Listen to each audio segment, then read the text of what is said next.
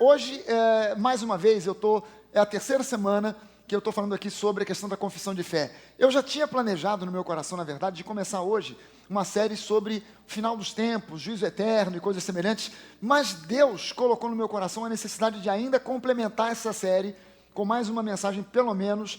Espero que na semana que vem seja diferente, não sei, mas, de qualquer maneira, o que eu preciso dizer para você em relação a esse tema, juízo eterno, a primeira coisa que precisa ficar bem clara para você já se preparar para ouvir essa série sobre o final dos tempos, é que você não tem nada a temer.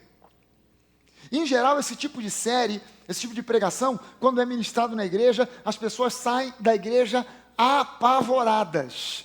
Elas saem da igreja assustadas, amedrontadas. Mas eu preciso dizer para você que essa série aqui na Nova, como tudo que acontece aqui, vai ser diferente. Vai ser diferente. Hoje uma pessoa estava conversando comigo aqui antes do culto e ele estava dizendo assim: pastor, realmente eu fui criado em igreja e quando a gente chega na Nova é um choque. A gente precisa reformular as coisas, refazer as coisas na nossa cabeça, porque o legalismo é muito forte em muitos lugares e aqui a gente chega, toma um choque com aquilo que a gente ouve. E vai ser talvez, não um choque no sentido negativo, mas um choque no sentido positivo, de você entender que não há nada a temer. Amém, gente? A Bíblia, ela diz para nós constantemente: não temas, não temas, não temas. Não há nada a temer em relação a juízo eterno, final dos tempos, segunda vinda de Jesus. Não há nada a temer. Você está dentro da arca. Você está dentro do barco.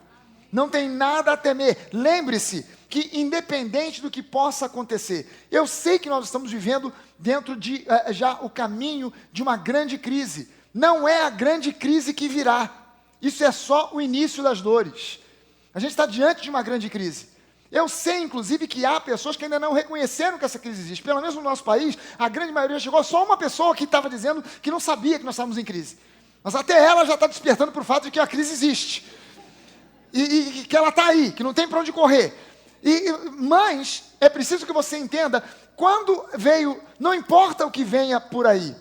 Não importa que venha perseguição, tribulação ou grande tribulação, se a igreja vai ser arrebatada para fora do mundo antes ou depois de uma grande tribulação, se nós vamos ou não vamos ver a cara do anticristo, isso não faz a mínima diferença. O que faz a diferença é que nós estamos dentro da arca, nós estamos dentro do barco, amém?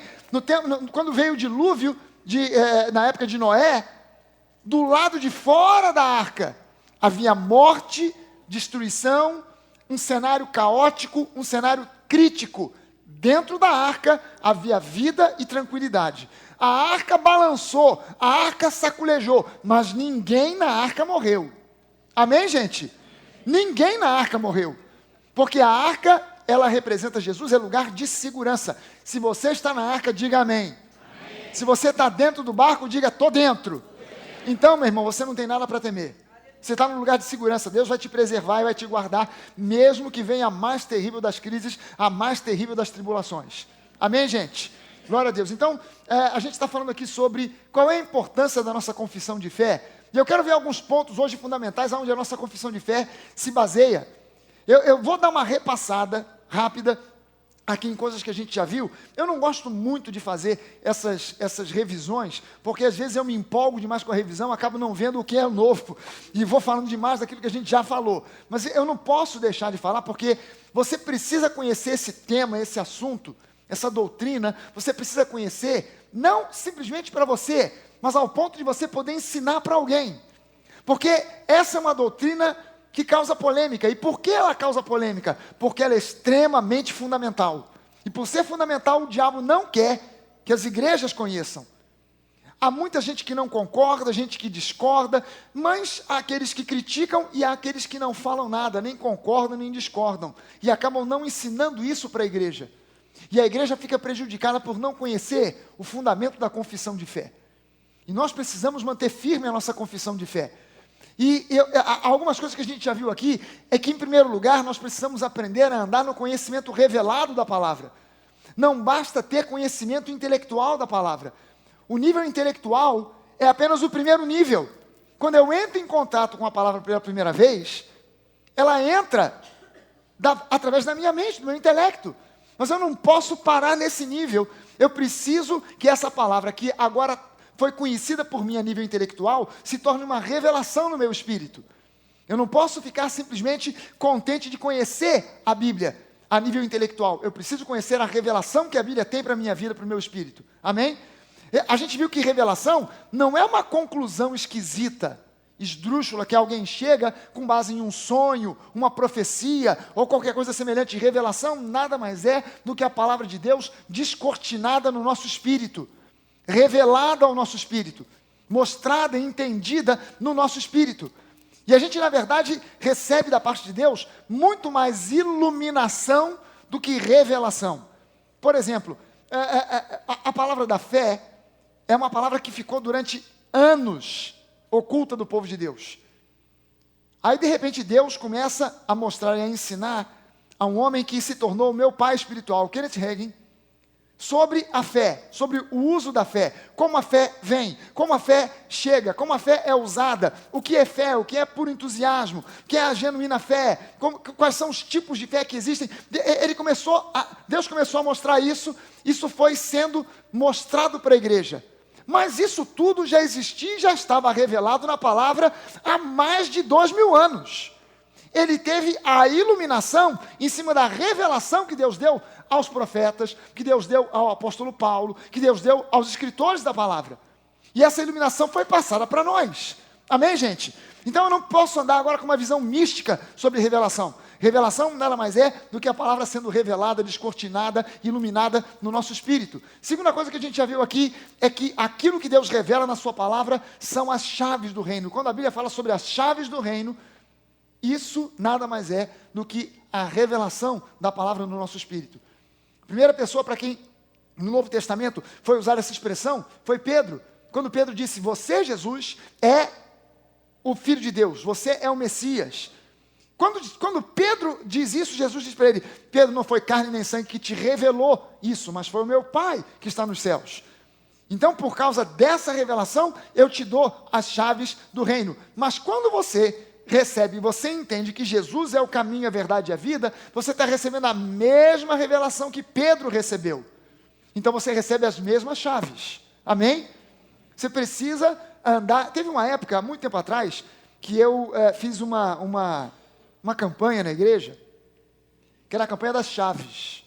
E a cada culto as pessoas vinham e recebiam uma chave. Estavam sendo lançadas umas chaves de alumínio que eram coloridas. Então tinha chave vermelha, amarela, verde. E cada chave daquela tinha uma cor. A chave vermelha era a chave do sangue de Jesus, a chave que lembra a nós da salvação.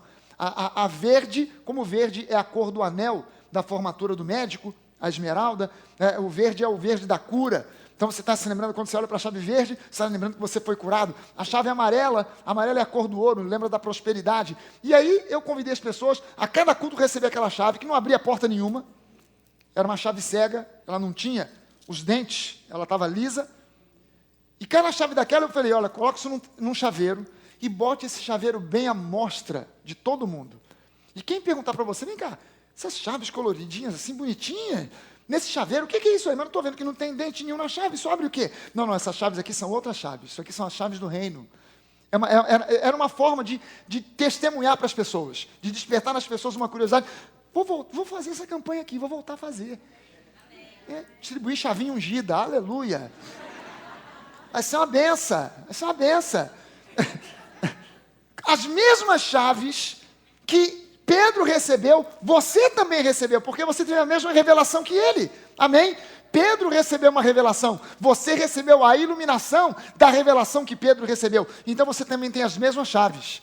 Amém? A revelação da palavra nada mais é do que as chaves do reino, ou as chaves do reino nada mais é do que a palavra de Deus revelada.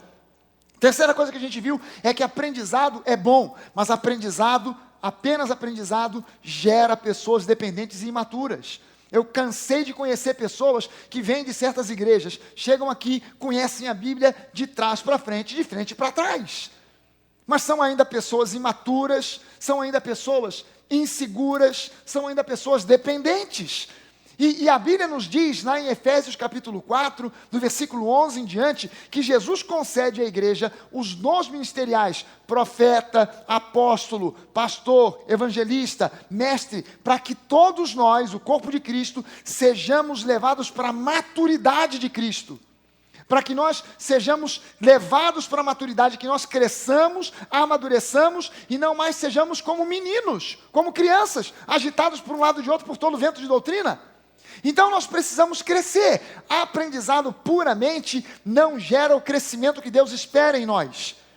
Pessoas que conhecem a Bíblia de cor, mas ainda são imaturas, dependentes, toda hora precisando de aconselhamento, precisando de alguém que ore com elas. E não há nada de errado que você precise, por favor. Não pense, bem que eu ia pedir um aconselhamento para o pastor agora me magoou, não vou mais pedir mais, porque ele fala. Não estou dizendo nada que é errado. Eu estou dizendo para você que nós precisamos crescer para não sermos dependentes. Amém, gente? Nós temos que ser cristãos independentes. Deus quer que você cresça e amadureça para não ficar agora pendurado na barra da saia de um líder qualquer, mas que você tenha maturidade espiritual para caminhar com as suas próprias pernas e conduzir outras pessoas a Cristo. Amém, gente? Quarta coisa que a gente viu é que existem 3 passos para você receber revelação. Não é algo tão misterioso assim. Primeiro é você aceitar o que Deus diz em sua palavra. É você concordar.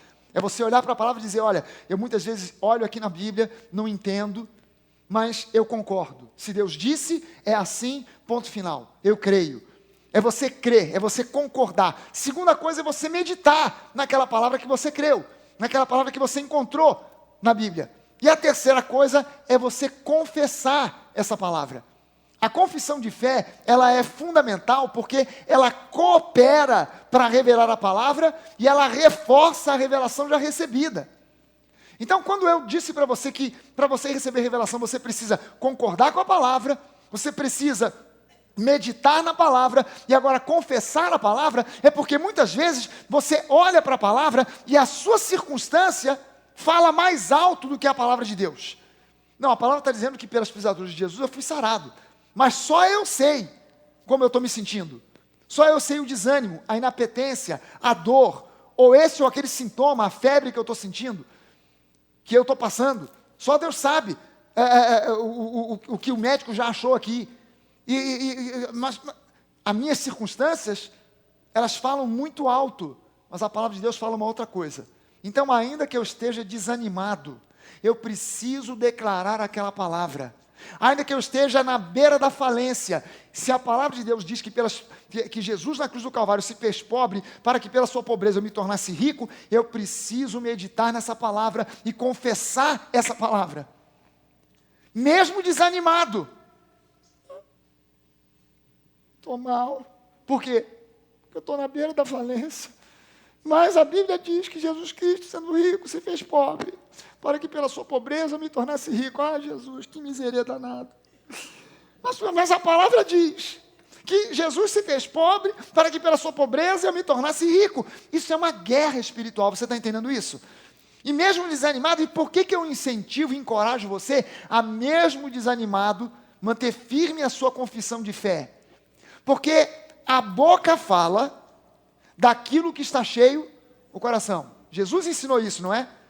Mas há um outro ensino no livro de Provérbios, no capítulo 18, que diz para nós que o coração se enche daquilo que a boca fala. É uma moeda com 2 lados. Se por um lado a boca fala do que está cheio o coração, por outro lado, o coração também se enche daquilo que a boca fala. Então, o meu espírito se enche daquilo que a minha boca diz. Então, se eu começo a dizer, pelas pisaduras do Senhor eu fui sarado, ainda que na minha mente haja desânimo e descrença, conforme eu vou dizendo isso, isso vai enchendo o meu coração, isso acaba trazendo revelação. Peraí, agora eu sei, eu entendo que eu fui sarado, e é nesse momento que a cura vai se manifestar na sua vida. É nesse momento que a prosperidade vai começar a decolar na sua vida. Então você começa talvez confessando, declarando, falando o que Deus diz, de forma desanimada e incrédula, mas você mantém firme a sua confissão de fé, e Deus vai chamar à existência aquilo que não existe. Amém? Aleluia! Sexta coisa, a gente viu que o sumo sacerdote, era o administrador do templo. Ele administrava os sacrifícios que eram trazidos. E a gente viu essa imagem aqui, quando alguém, por exemplo, pecava, essa pessoa, ela não tinha alternativa. Se ela queria perdão para o seu pecado, a única alternativa que ela tinha era levar até o templo um sacrifício pelo pecado. O livro de Levítico fala para nós de 5 tipos de sacrifícios. E um dos sacrifícios era o sacrifício pelo pecado. Então a pessoa pegava uma ovelha, levava até a porta do templo, ou no caso aqui, do tabernáculo.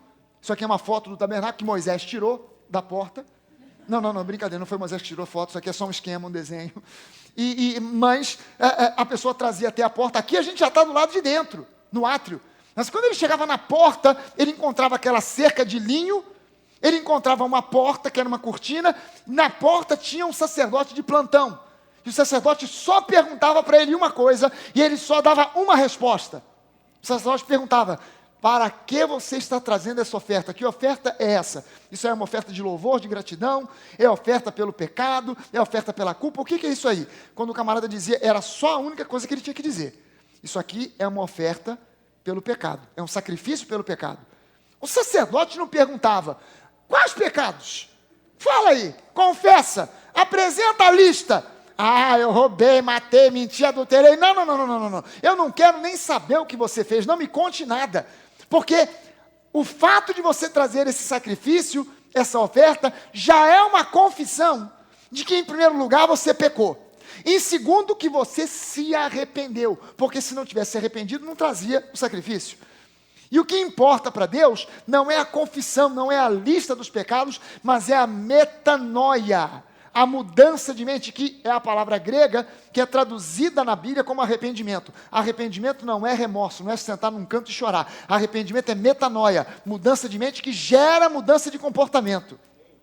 Aí o sacerdote pegava a ovelha, levava para dentro, vinha o sumo sacerdote, passava a faca na jugular do sacrifício, mas antes o ofertante impunha as mãos, simbolizando com isso que ele estava passando para a ovelha os seus pecados e recebendo da ovelha a sua pureza.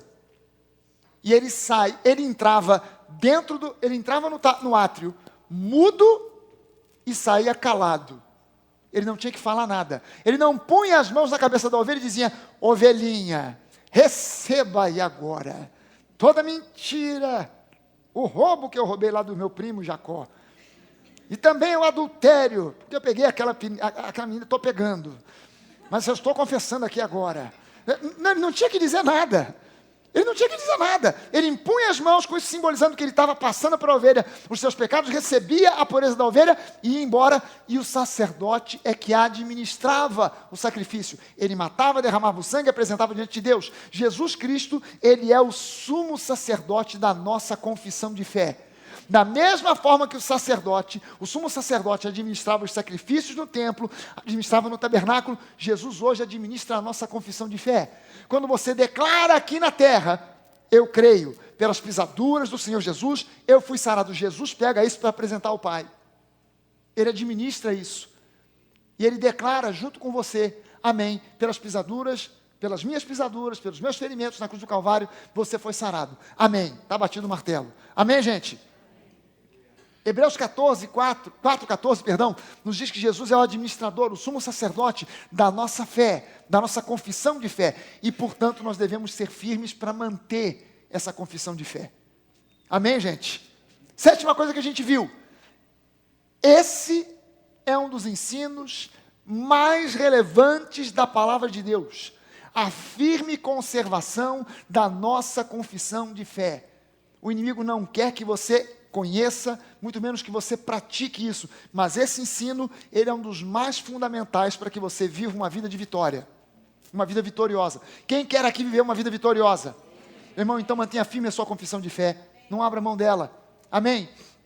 Quão importante, então, é a gente manter firme a nossa confissão de fé. Vamos ver alguns pontos aqui. Eu vou ver com você 6 pontos aqui que são fundamentais para você praticar. Primeiro deles, para você entender a confissão de fé. Por que nós precisamos manter firme a nossa confissão de fé? Primeira coisa, número 1, a nossa confissão de fé dá direção e fixa os limites da nossa vida. A nossa confissão de fé é o que dá direção e fixa os limites da nossa vida. Quem fixa ou determina os limites da sua vida não é Deus.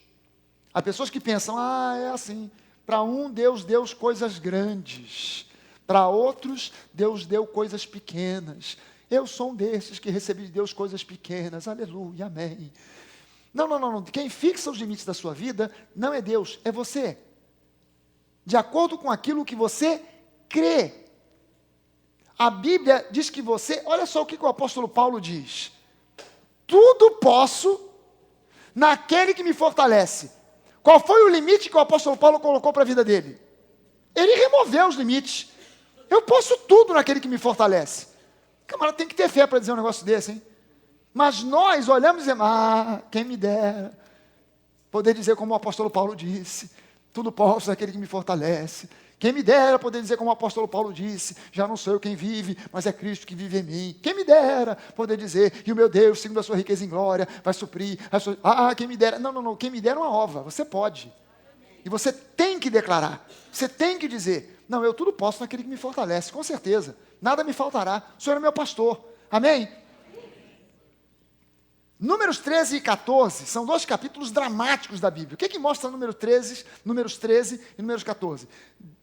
Israel sai do cativeiro do Egito, vão atravessando o deserto, eles chegam na beira do Rio Jordão, do outro lado da terra de Canaã. Aí Moisés pega 12 homens, um de cada tribo, príncipes das tribos, os principais de cada tribo, pega esses 12 homens, manda até Canaã para espionar a terra. Vão lá, espiem a terra, depois voltem e nos deem um relato. 40 dias depois, eles voltaram, e 10 deles diziam: Moisés, a terra é uma maravilha. Que coisa, é terra que mana leite e mel. Que lugar maravilhoso. Mas tem um problema. Ela está lotada de gigantes, nós vemos como gigantes, eles nos veem como gafanhotos, nós não poderemos entrar nessa terra, Deus nos trouxe nesse deserto para nos matar, para nos destruir, nós não podemos entrar, foi uma ilusão que Deus nos deu, nos deixou com a boca cheia d'água, e na hora da gente comer o prato, Ele puxa e tira de nós, nos deixou com uma ilusão na cabeça, não dá para entrar. 2 homens apenas, Josué e Caleb, disseram diferente. Não, peraí, esse relato aí, não é isso aí não. Realmente a terra está cheia de gigantes, mas Deus vai entregar os inimigos nas nossas mãos e nós vamos devorá-los como se fosse um pedaço de pão. E aí a Bíblia diz que o povo deu ouvido aos 10 e não aos 2. Deu ouvido àqueles 10 que traziam uma notícia de desânimo, de derrota, e não aos 2. Eles começaram a murmurar. Deus nos trouxe para esse deserto para a gente morrer, Deus nos trouxe desse deserto para a gente morrer, Deus nos tirou do Egito, nós estávamos lá tranquilos, muito bem de vida, e agora Deus nos tira de lá. Estavam mal, eram escravos, estavam cansados, murmurando, chorando, lamentando, clamando para Deus por libertação, e aí eles começam a dizer: não, Deus nos trouxe desse deserto para morrer, nos tirou do sossego do Egito para trazer aqui para morrer. Aí teve uma hora que Deus falou: Moisés, pode dizer para esse povo que está na tampa, não dá mais, não aguento mais. Olha só, até quando... Manda esse recado para o povo, Moisés. Até quando eu sofrerei essa má congregação que murmura contra mim? Eu tenho ouvido as murmurações que os filhos de Israel proferem contra mim.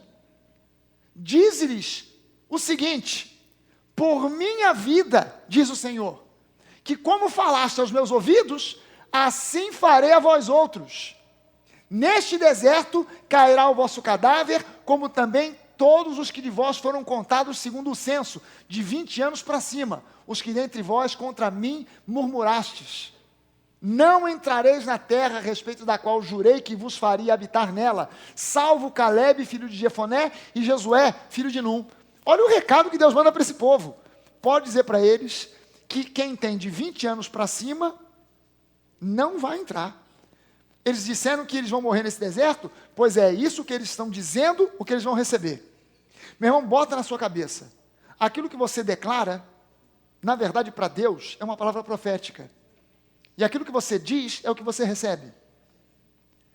A sua boca, na verdade, seja o que sai dela, positivo ou negativo, é a sua fé falando. Se você diz: realmente, estou à beira da morte, adeus mundo cruel, A sua palavra é uma palavra profética. E aquilo que você está declarando é o que você vai receber. Se você olha para a sua circunstância, mas você diz, olha, a situação é braba, é crítica, está ruim, está difícil. Mas o meu Deus, segundo a sua riqueza, em glória, vai suprir cada uma das minhas necessidades. Aquilo que você declara é o que você recebe. Esse povo aqui declarou, fomos tirados do Egito, vamos morrer no deserto. Ok, morreram todos eles, menos 2, Josué e Caleb. E se você continuasse lendo o texto, você ia ver que Deus disse, porque nesses 2 eu encontrei um espírito diferente. E no Novo Testamento diz que esses 2 possuíam um espírito que nós também possuímos, o espírito da fé. Não é um espírito que vem incorporar, não é isso. É uma disposição de crer em Deus e não se deixar voltar atrás dessa crença. Amém, gente? Esse é o espírito da fé. Segunda coisa que nós precisamos entender sobre confissão de fé. Confissão de fé mantém a resposta de Deus bem diante dos nossos olhos. Quando você, presta a sua atenção numa coisa, a Bíblia nos incentiva a orar e pedir aquilo que a gente precisa e aquilo que a gente deseja, a Deus não incentiva? Diz que você deve orar e pedir a Deus as suas necessidades e também a concretização dos seus sonhos. Mas olha só o que Jesus disse sobre oração. Tudo aquilo que vocês pedirem em oração, peçam crendo que já receberam, e assim será convosco. Olha só que situação. Você quer pedir a Deus, por exemplo, não importa o quê, um carro novo, uma casa nova, um melhor emprego, uma oportunidade diferente na vida. Você pede. Se Jesus instruiu você a orar, pedindo, mas crendo que já recebeu, se você acabou de orar agora, nesse segundo, e crê que já recebeu, tem algum sentido você voltar daqui a meia hora ou no dia seguinte e pedir a mesma coisa uma segunda vez? Não faz o mínimo sentido, porque se você crê que já recebeu, não precisa pedir de novo. Seria uma coisa mais maluca do mundo, você vir, me dar de presente esse paletó, me deu de presente esse blazer. Você prometeu para mim, olha, no teu aniversário, eu vou te dar aquele blazer que a gente viu naquela vitrine, quando a gente foi naquele shopping, você viu naquela vitrine, você gostou? Não compra não, porque eu vou te dar de presente. É o meu presente para o teu aniversário. Você não vai fazer aniversário amanhã? Então pode deixar que já está comprado, vou te dar o presente. Aí você vem para mim, me dá o blazer de presente, eu recebo o blazer, visto, deu, não precisa tocar, o tamanho está certo, gostei da cor, fico com o blazer. No dia seguinte eu chego para você e falo assim, poxa, mas você não me prometeu que ia me dar o blazer? Cadê o blazer? Eu já te dei, ontem. Não tinha prometido? Já te dei o blazer. Ah, é? Realmente já me deu. Terceiro dia você volta. Ô fulano, você não prometeu que ia me dar o blazer, rapaz? Poxa, estou esperando, nem comprei, estou só esperando. Não, já te dei. Você não está lembrado? Foi seu aniversário, 2 dias atrás. Te dei o blazer, você gostou da cor, o tamanho deu certo, está tudo certo, inclusive está usando. Ih, é mesmo, rapaz, eu tinha esquecido. Aí no 4º dia, ô fulano, poxa, você prometeu, rapaz. Cadê o blazer? E se eu fosse o cara que te presenteou, eu ia olhar para você, ó, o alemão te pegou. Alemão, que alemão? Alzheimer. Porque não é possível, você está me pedindo a mesma coisa, já 3 dias você me pede a mesma coisa, mas eu já te dei o blazer, você está pedindo de novo. Quer dizer, não tem sentido eu ficar pedindo novamente uma coisa que eu criei que já recebi. Talvez seja diferente porque você não está com o blazer na mão, mas o seu espírito ele já é seu. Amém? Então você, pastor, mas como é que eu faço então, se a Bíblia diz que eu tenho que perseverar em oração? Como é que você persevera em oração? Dando a Deus graças. Você não ora mais para pedir, você ora agora para agradecer. Senhor, eu te agradeço, porque a cura já é minha. Eu te agradeço porque aquela casa que eu preciso já é minha. Porque aquele carro que eu necessito para ir à igreja e voltar e levar os irmãos de carona, já é meu. Eu te agradeço em nome de Jesus. Porque eu já tenho aquilo que o Senhor já me prometeu. Em todas as promessas da parte de Deus eu já tenho o sim e o amém. Resolvido. Amém, gente? Então eu preciso entender que a minha confissão de fé é ela que vai fixar os limites da minha vida. Filipenses 4, de 6 a 9, diz assim, não andeis ansiosos de coisa alguma. Em tudo, porém, sejam conhecidas diante de Deus as vossas petições. Pela oração, pela súplica, mas com ações de graças. não é simplesmente pedir, é pedir e depois se manter firme em agradecer. Agradecer, ainda não está na minha mão, mas eu já creio que possuo, porque o Senhor, Ele é fiel, Ele é bom, e Ele não vai negar aquilo que eu pedi a Ele. Jesus disse o seguinte: se vocês estiverem em mim, e as minhas palavras estiverem em vocês, vocês vão pedir o quê? O que vocês quiserem, e vocês vão receber. Então eu só preciso compreender os princípios bíblicos e colocar em ação.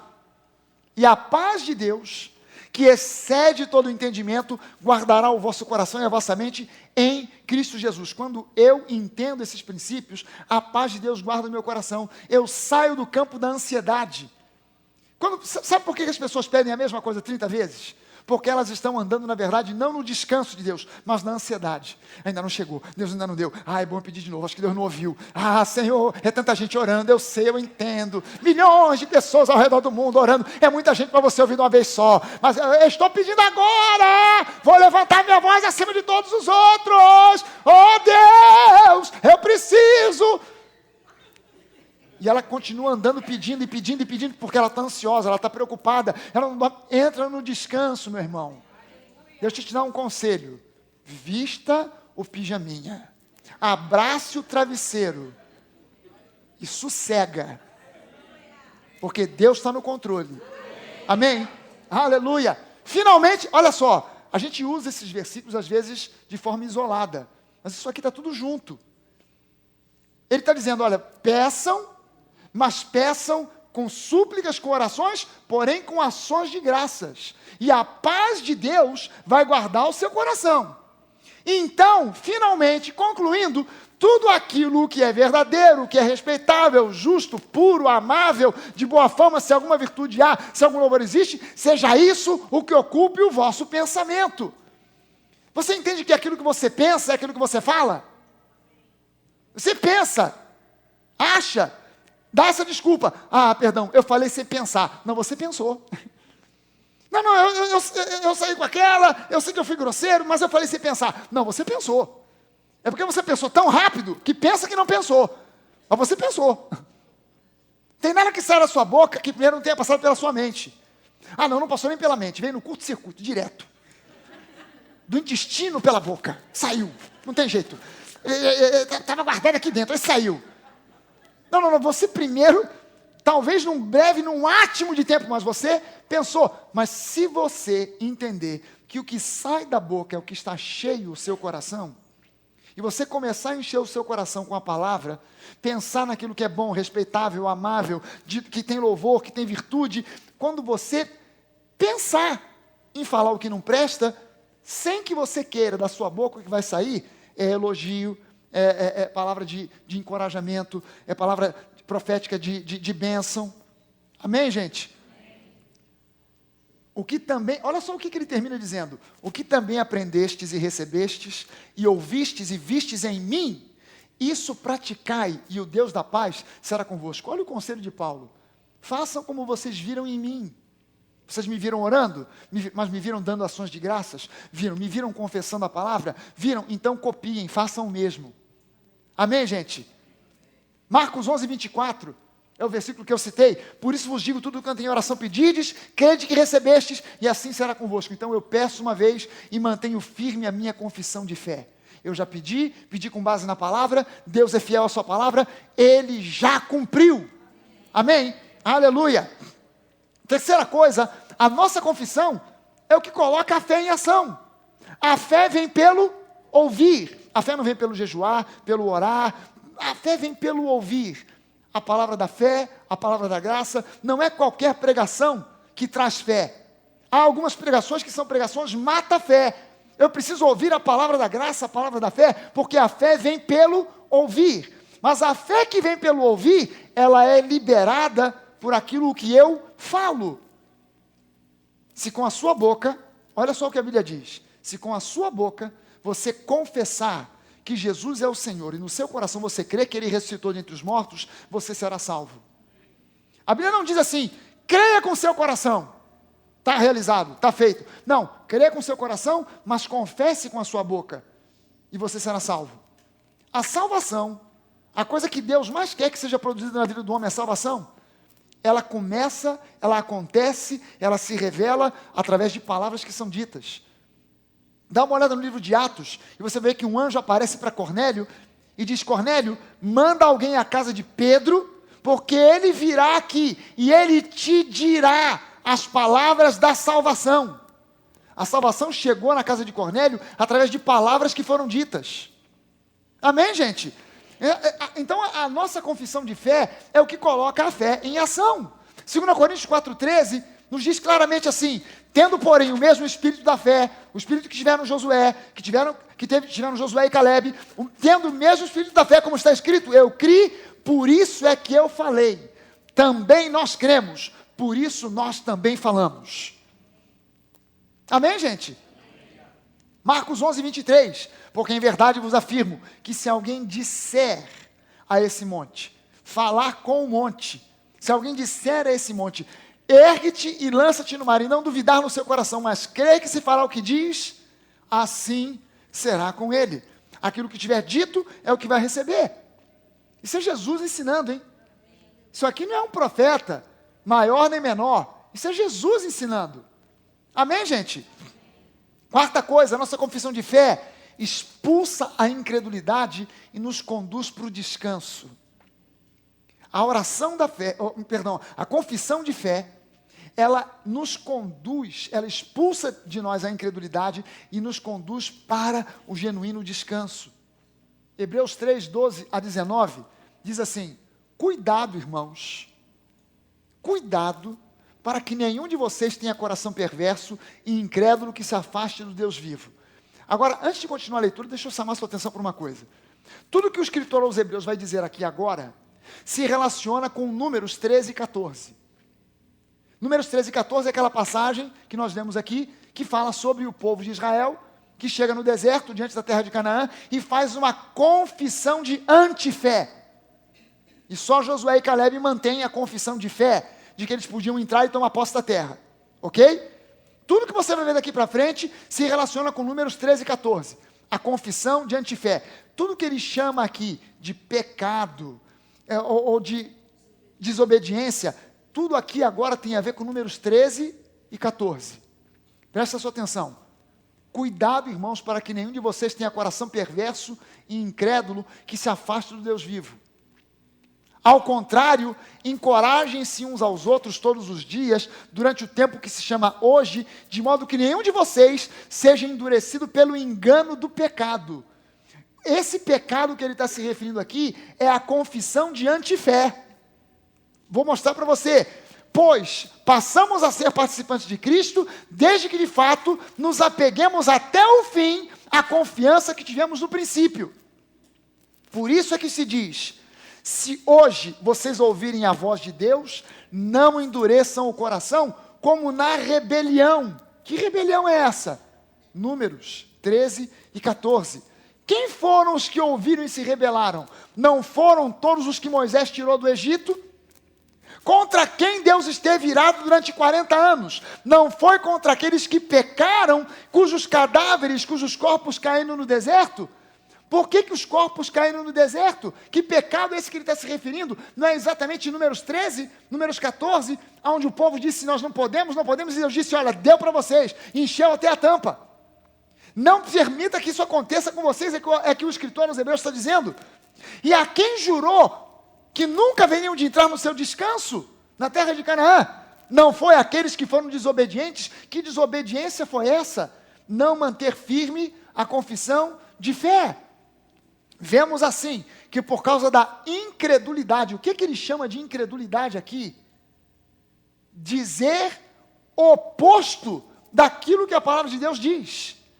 Vemos que por causa da incredulidade, não puderam entrar. Como é que a incredulidade daquele povo se manifestou? Não poderemos entrar, Deus nos trouxe para uma arapuca, Deus nos trouxe para morrer no deserto. Isso foi a manifestação da incredulidade, e por causa disso eles não puderam entrar. Temamos, portanto, agora olha só, no capítulo 4, começa, o capítulo 4 está emendado com o capítulo 3, não está isolado. Olha o que ele diz: temamos, portanto, é a única vez em todo o Novo Testamento que em algum versículo diz para nós temermos alguma coisa. Toda a Bíblia diz, não temas, não temas, não temas, não temais, não tenham medo, mas de repente em Hebreus, no capítulo 4, no versículo 1, diz, temamos o quê? Temamos, portanto, que sendo-nos deixada a promessa de entrar no descanso de Deus, suceda parecer que algum de vós tenha falhado, porque também a nós foram anunciadas as boas novas, como se deu com eles. Mas a palavra que ouviram não lhes aproveitou, visto não ter sido acompanhada pela fé naqueles que a ouviram. Nós, porém, que cremos, entramos no descanso, conforme Deus tem dito, assim jurei na minha ira, não entrarão no meu descanso, embora certamente as obras estivessem concluídas desde antes da fundação do mundo. Meu irmão, para entrar na terra de Canaã, não era uma promessa que Deus tinha feito ontem, era algo que Deus já tinha planejado antes da fundação do mundo. Aquele povo só não entrou porque voltou nos seus lábios uma confissão de fé negativa. Entenda o seguinte, a sua vitória, a sua cura, a sua vida abençoada, não é algo que Deus planejou quando você se converteu, é algo que estava planejado para você antes da fundação do mundo. Tudo que você precisa é trazer à existência o que não existe, cooperando com Deus, mantendo firme a sua confissão de fé. Aleluia! Esforcemo-nos, pois, olha só o convite que ele faz agora, a ordem que é dada, esforcemo-nos, pois, por entrar naquele descanso. Caramba, que troço mais doido! Se esforçar para descansar. Esforce-se para descansar. Não é tão difícil de você entender isso. Imagina só o seguinte, você está com as suas férias programadas para o mês que vem. Agora, você começa a se esforçar para que no mês que vem você entre de férias em paz. Você começa a deixar tudo organizado. Você começa a chamar as pessoas à sua volta e dizer, olha, mês que vem estou saindo de férias. Então, olha, já estou deixando no congelador comida congelada, para vocês não me perturbarem. Ficar me telefonando dizendo que não tem comida, já está tudo pronto. Veio aqui uma cozinheira, preparou tudo, está tudo no freezer. Eu já deixei cheque assinado, apapelado, os documentos que precisavam. Eu já vi tudo previamente, para que na época que eu entrar de férias, olha, eu vou viajar, eu vou sumir do mapa, eu vou entrar no descanso, eu vou desligar celular, não vou levar computador, não vou ver e-mail, não adianta mandar para mim WhatsApp, telefone celular, sinal de fumaça. Eu fui! Eu estou me preparando aqui para que no mês que vem, eu estou me esforçando aqui para que no mês que vem eu entre no descanso e ninguém me perturbe. Aí aqui o escritor diz, esforcemo-nos, pois, para entrar no descanso, a fim de que ninguém caia segundo o mesmo exemplo de desobediência. Porque a palavra de Deus, ela é viva, ela é eficaz e mais cortante do que qualquer espada de 2 gumes e penetra até o ponto de dividir alma e espírito, juntas e medulas, e é apta para discernir os pensamentos e os propósitos do coração. Você entende que a nossa confissão de fé não é baseada no nosso positivismo ou negativismo, mas ela é baseada na palavra de Deus, e essa palavra, ela é poderosa para discernir, para cortar, para separar de um lado o que não presta, o que não é de Deus, e do outro aquilo que é dele. Você está entendendo quando ele diz aqui que essa palavra, ela é mais cortante do que qualquer espada? Ele está se referindo exatamente àquele episódio de números 13 e 14, que nós precisamos manter firme a nossa confissão de fé, com base na palavra, porque a palavra é que vai nos conduzir para a vitória. Amém? E não há criatura que não seja manifesta na sua presença. Não há demônio, não há enfermidade, não há problema que não seja revelado. Pelo contrário, todas as coisas estão descobertas e patentes aos olhos daquele a quem temos de prestar contas. Hebreus 4,14, então, aí, seguindo o texto, diz, tendo, pois, a Jesus, uma vez que os hebreus falharam e mantiveram uma confissão negativa, e por isso não entraram na terra, não entraram no descanso, nós, porém, que cremos, tendo a Jesus como Filho de Deus, grande sumo sacerdote que penetrou os céus, conservemos firmes a nossa confissão. Não façamos como eles, vamos manter firme a nossa confissão. Eles deixaram para nós um exemplo do que não fazer. Jesus deixou para nós um exemplo do que fazer. Então vamos copiar o que Jesus falou. Vamos copiar o que Jesus instruiu. Vamos manter firme a nossa confissão de fé. Quinto lugar, a confissão de fé é uma chave do reino que dá prazer ao coração de Deus.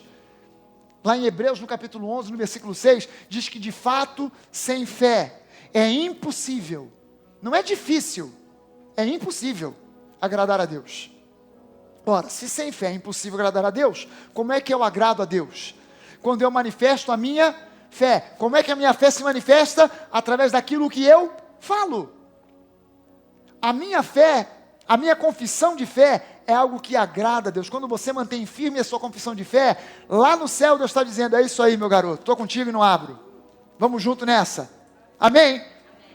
Sexta coisa, a confissão de fé é uma arma, é uma chave do reino que faz com que o inimigo fuja de nós. Deixa eu mostrar para você como é que Jesus colocou o diabo para correr. A Bíblia diz para nós lá em Lucas 4, que Jesus foi até o Rio Jordão, foi batizado por João Batista. Quando ele saiu do Rio Jordão, diz lá, Jesus, cheio do Espírito Santo, voltou do Jordão e foi guiado pelo mesmo Espírito no deserto. Durante 40 dias, sendo tentado pelo diabo. Nada comeu naqueles dias, ao fim dos quais teve fome. Disse-lhe então o diabo, se és o Filho de Deus, manda que esta pedra se transforme em pão. Pergunto eu para você, tem alguma promessa na Bíblia de que pedra vai virar pão? Não. Mas Jesus poderia, sendo ele Deus, ele poderia fazer uma pedra se transformar em pão? Poderia. Mas ele teria que sair fora do âmbito das promessas daquilo que Deus fez, porque não tem nada na Bíblia dizendo que que a pedra vai virar pão. Aí Jesus responde, Satanás, está escrito, não só de pão viverá o homem. Então Jesus citou para o diabo Deuteronômio 8, versículo 3. Beleza, o diabo não teve como correr, deixa eu partir para outra área. Levando então Jesus, mostrou-lhe no momento todos os reinos do mundo. E disse, dar-te-ei toda essa autoridade e a glória desses reinos, porque ela me foi entregue, e eu a dou a quem quiser. Portanto, se prostrado me adorares, toda essa glória será tua. Pergunto eu para você, Jesus foi chamado por Deus para receber toda a honra e toda a glória? Para ser o Rei dos reis, o Senhor dos senhores? Sim, mas qual era o meio disso acontecer? Ele precisava ir à cruz. O diabo ofereceu a ele um curto-circuito, ele ofereceu um atalho. Aí Jesus responde dizendo, está escrito, somente ao Senhor teu Deus adorarás e só a Ele darás culto. Ele citou agora Deuteronômio 6,13. Aí o diabo, malandro, que o diabo é burro, mas é esperto. Malandro, ele falou, peraí, se ele está me respondendo tudo com a palavra, então o que eu tenho que apresentar para ele é a palavra. Você sabia que o diabo se disfarça em anjo de luz? Para enganar os escolhidos? Então ele vai citar a Bíblia. Porque toda heresia que eu conheço, sempre vem da mesma Bíblia que você e eu encontramos as verdades. Aí o diabo parte agora para agir de uma forma baixa. Agora eu vou usar o jogo baixo. Agora eu vou partir para cima. Então levou Jesus a Jerusalém e o colocou sobre o pináculo do templo, o ponto mais alto do templo. E disse, se és o Filho de Deus, atira-te daqui abaixo, porque está escrito, aos seus anjos ordenará a teu respeito que te guardem, e eles te sustentarão nas suas mãos, para não tropeçares em alguma pedra. Pergunto eu para você, tem escrito em algum lugar na Bíblia, que se eu me jogar do 10º andar, vai vir anjo para me segurar? Não, mas o diabo citou para ele um versículo, ou 2 versículos, fora de contexto. O Salmo 91, que é o que o diabo citou para Jesus, diz que Deus enviará anjos para nos cercar, para nos guardar, para que nós não tropecemos. Mas não diz em lugar nenhum, se jogares do alto do 10º andar, ele mandará anjos para te segurar. Mas Jesus podia, é mesmo, vou nessa. Não, Jesus, ele teve inteligência espiritual suficiente para saber, peraí, esse texto está sendo citado fora de contexto. Aí Jesus responde para ele, não, mas está escrito, não tentarás o Senhor, o seu Deus. Você entende que Jesus venceu e botou o diabo para correr com o uso da palavra? Colocando a palavra no ponto certo, na hora certa, no contexto certo. Passadas que foram essas tentações de toda sorte, apartou-se dele o diabo, até quando? Até momento oportuno, porque o bichinho é chato, e ele volta. Mas como é que você bota o diabo para correr? Está amarrado! Não, está escrito, aquele que está em Cristo, o maligno não o toca. Vai o capeta embora. Como é que você bota o Drácula para correr? Bota um crucifixo na frente dele ou então acende a luz. Como é que você bota o diabo para correr? Apresenta para ele a palavra. Amém? Como é que você faz o vampiro fugir? Um montão de cebola e alho. Como é que você faz o diabo fugir? Cita para ele a palavra, confessa a palavra e ele vai fugir. Resistir ao diabo e ele fugirá. Como é que eu resisto ao diabo? Apresentando ao diabo aquilo que está escrito. Está escrito, Satanás. Eu sou filho do Deus Altíssimo. Está escrito, eu sou mais que vencedor. Está escrito, eu fui curado pelas pisaduras de Jesus. Está escrito, eu tudo posso naquele que me fortalece. Está escrito, o meu Deus, segundo a sua riqueza em glória, vai suprir cada uma das minhas necessidades. Está escrito, está escrito, e o diabo foge. Você já sabe que ele vai voltar, mas vai voltar para quê? Para levar a outra na cara e sair. Amém? Vamos ficar de pé, vamos orar? Aleluia. Agora presta atenção que eu vou finalizar aqui. Então Jesus, no poder do Espírito, regressou para a Galileia e a sua fama correu por toda a vizinhança. Presta atenção numa coisa. No início do texto, diz que Jesus, cheio do Espírito, foi para o deserto. Mas agora quando ele volta, diz que ele voltou no poder do Espírito. Quando ele foi cheio do Espírito. Quando ele volta, quando ele vence o diabo, quando ele confessa a palavra, ele volta agora no poder. Quando você declara a palavra, o que se manifesta na sua vida é o poder de Deus. O Espírito Santo já está em você como estava em Jesus.